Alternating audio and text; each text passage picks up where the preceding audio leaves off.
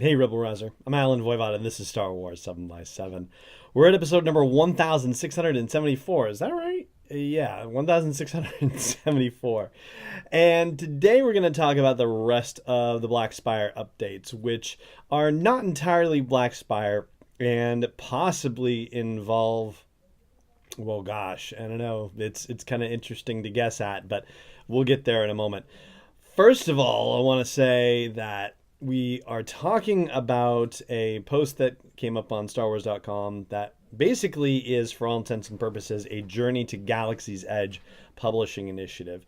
And one of the things that's going to be in there is a Galaxy's Edge comic book series. We've mentioned it on the show before around the whole conversation of, are they really kind of merchandising this thing, like to the point where it feels cynical? And of course, like, duh, that's what they're supposed to be doing. But anyway, uh, so it's a 5-issue miniseries, and I guess it centers around the mysterious antiquities dealer Doc Ondar, the Ithorian. Those would be the Hammerhead folks. And there are stories not only in this series about various black market doings and I guess exploring the wilds and stuff that Batuu has to offer, but also about the First Order's arrival on the edge of quote unquote wild space. And it sort of opens a question that has been kicking around in my mind for a while about the difference between wild space and the unknown regions and where they are. I've been through the galactic maps that have been in the visual dictionaries for Solo and for the official guide in the Solo case, and The Last Jedi and the Complete Locations book that have come out that are, within the new canon, and none of them are really exactly telling you where wild space is. So that's something we're going to have to pursue on another episode, I think. But be that as it may, this whole series, I guess, also has ties into some sort of adventure that Han and Chewie are involved in, and I have a feeling that has to do with the Flight of the Falcon publishing situation.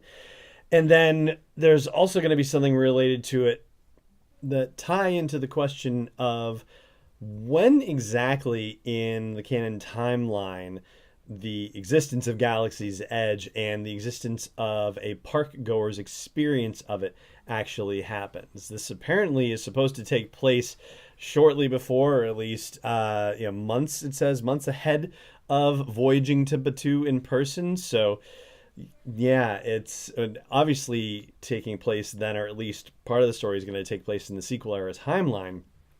And possibly even after the events of The Last Jedi, maybe. And if it's saying in the months before, then I guess you have to technically put it also in the months before The Force Awakens as well, since TFA and The Last Jedi happened back to back. So yeah, still in that era, but I guess then probably right before the advent of the movies themselves.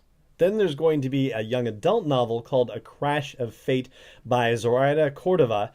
And that would explain, not that having written a short story for the From a Certain Point of View book tucked in the bookcase behind me here, not that writing one of those stories wouldn't be enough for her to appear at Star Wars Celebration, but it kind of makes more sense knowing that she's going to have a whole novel all to herself being published in August, why she would end up showing up at Celebration as well. So yeah, she's one of the authors that's already been announced for Celebration. And it's a story of two kids growing up on Batuu, one of whom's family moves away abruptly when she's young. She's back, and the boy she left doesn't know quite what to make of her, and there are smugglers and pirates and all sorts of adventure and whatnot. And so that is happening. And then there's a book called Star Wars Myths and Fables, and it appears to be one of those in-universe books. In other words, it's something that's actually written as though you're reading something that was created inside the Star Wars universe, not something that's being written from the outside about the Star Wars universe. And it's being referred to as a middle grade novel, but it seems like it's actually more, short story collection the way they present it. But I don't know, maybe there's a through line to it somehow. But apparently it's supposed to be, all sorts of stories that come from various places in the Outer Rim territories. One of them is Tatooine. They gave an excerpt of a story called The Knight and the Dragon, and it's about a krayt dragon pronunciation here, that has been attacking a bunch of Tusken Raiders and stealing their livestock and then stealing their children. And they send one person to, be their ultimate warrior to go defeat it, and that's the end of the excerpt. But the actual cover that they show of this thing shows somebody with a lightsaber and a dragon off in the sky and two suns in the background. So it makes you think that, who knows, maybe Obi-Wan Kenobi. Maybe. I mean, it doesn't quite look like Obi-Wan in the drawing, but then again, if it is one of these,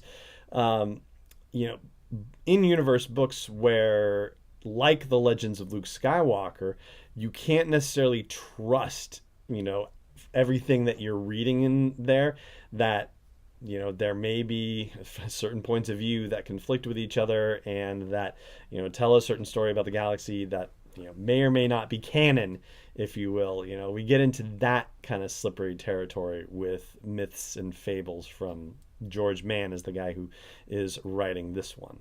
And there are going to be a couple of other things as well. I'll tell you about those in just a second. First, of course, hey, subscribe, please. All right? Just do it. And also, if you're not yet supporting the show on Patreon, I hope you'll consider it. I hope you will think that this daily dose of joy that I'm bringing you is worth a cup of coffee, cup of tea, whatever your drink is, if you like something a little harder, whatever that may be.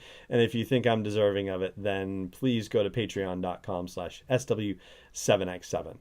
All right, so the other two things are a comic series from IDW Publishing that does the younger Star Wars comics, and also a Galaxy's Edge cookbook. Now, they're coming up with menu items for the Cantina in Galaxy's Edge, and it seems like they're actually going to build this out. The person's name is Chelsea Monroe Castle, and she's written a World of Warcraft cookbook, or a themed cookbook, and a Game of Thrones themed cookbook. So she seems like the perfect person to be doing something like this. And apparently it's not just going to be Galaxy's Edge stuff. It's also going to be other dishes that have been served in Star Wars movies to a certain level of acclaim. So it'll be really interesting to see what she comes up with for that. I would love to know what you would like to see in that cookbook. What favorite dish of yours would be right up there for you and that you'd want to cook in your own home. So drop me a line wherever you happen to like to catch the episode, or if that place doesn't have a comments section, then just head over to sw7x7.com and let's chat over there. All right, that's going to do it for today's episode. And yeah, thank you so much for joining me for it, as always. And of course, may the Force be with you, wherever in the world you may be. This podcast is not endorsed or sponsored yet by Lucasfilm Limited, Disney, or 20th Century Fox. It is intended for entertainment and information purposes only. Star Wars, the Star Wars logo, all names and pictures of Star Wars characters, vehicles, and any other related Star Wars items are registered trademarks and/or copyrights of Lucasfilm Limited or their respective trademark and copyright holders. May the Force be with them. All original content is copyright 2019 by Star Wars 7x7. We hope you love it.